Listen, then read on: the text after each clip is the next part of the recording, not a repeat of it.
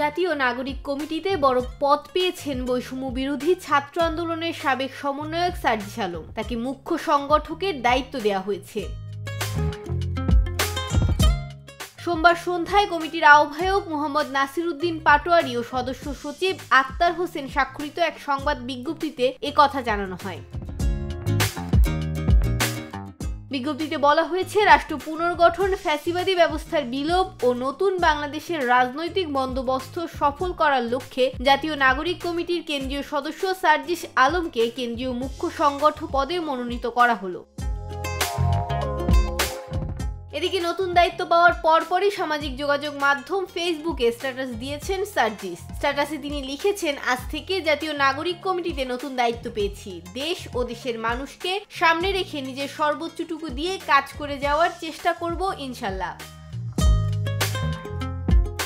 Desk report, ভোরের পাতা।